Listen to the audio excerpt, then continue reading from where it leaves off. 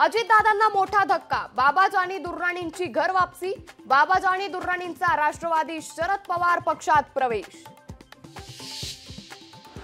शिवसेना उद्धव बाळासाहेब ठाकरे पक्षाचे खासदार संजय देशमुखांना मोठा धक्का। देशमुखांच्या शेकडो समर्थकांचा शिवसेनेत पक्षप्रवेश। उद्धव ठाकरेंच्या वाढदिवसाच्या दिवशीच धक्का।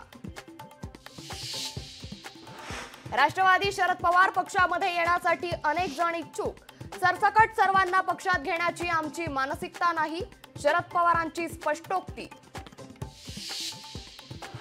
काँग्रेस आणि शरद पवारांची सत्तेपासून पैसा अशी धारणा।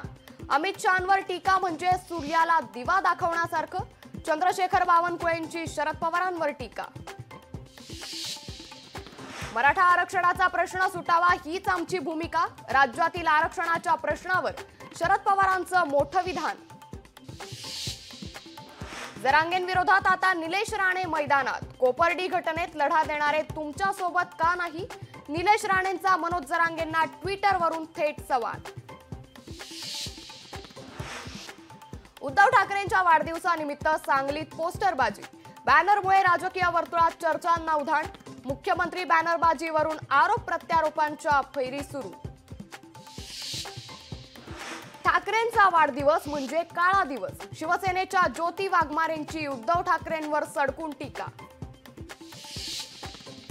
सूर्यकुमार यादवच्या नेतृत्वाखाली भारतीय संघ T20 मालिकेसाठी सज्ज। आज सायंकाळी 7 वाजता रंगणार भारत विरुद्ध श्रीलंका असा सामना।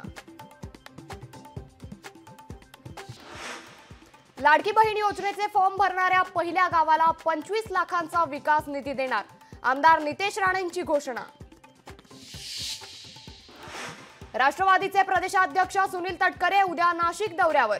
नाशिकमध्ये विधानसभा निहाय मतदारसंघांचा घेणार आढावा। नवी मुंबईतील बेलापूर इमारत दुर्घटनेतील आपत्तीग्रस्तांना आवश्यक ती सर्व मदत तातडीने उपलब्ध करावी। मुख्यमंत्री एकनाथ शिंदेंच्या नवी मुंबई मनपा आयुक्तांना सूचना। मराठा ओबीसी वाद लावणाऱ्यांविरोधात कारवाई करा। सकल मराठा समाज बांधवांचा पोलीस अधीक्षक कार्यालयावर मोर्चा। नांदेडमध्ये ओबीसी समाज आक्रमक। हदगाव तालुक्यातील बरडशेवाळा येथे रास्ता रोको आंदोलन। पूजा खेडकर नंतर आता पुण्यात तोतया IAS अधिकाऱ्याचा धुमाकूळ। तोतया IAS कडून अवैध सावकारीचा प्रकार। 112 वर्षांच्या सायन पुलावर 1 ऑगस्ट पासून नो एंट्री। पुनर्बांधणीसाठी जुलै 2026 पर्यंत पूल बंद। नाशिक शहराची जीवनदायी असलेल्या सिटीलिंक बसची चाकं पुन्हा थांबली। सिटीलिंक कर्मचाऱ्यांचं काम बंद आंदोलन। मूळ वेतनात 12,000 वाढ आणि प्रोत्साहन भत्ता वाढवा, चालकांची मागणी। गडचिरोलीत पाण्याचा विसर्ग कमी झाल्यानं मुख्य मार्गांवरील वाहतूक सुरू। मात्र ग्रामीण भागातील 30 पेक्षा जास्त मार्गांवरील वाहतूक आजही बंदच। पुण्यात अनेक भागात पूर्णपणे गढूळ पाणी। नागरिकांनी पाणी उकळून प्यावं, महानगरपालिकेचं नागरिकांना आवाहन। बदलापुरात गॅस पाईपलाईन फुटली। पाईपलाईन फुटल्यानं नागरिकांमध्ये भीतीचं वातावरण।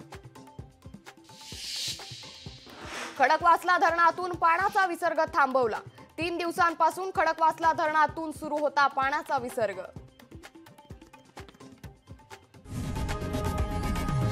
लोकशाही मराठी ऐका, पहा, जागरूक रहा।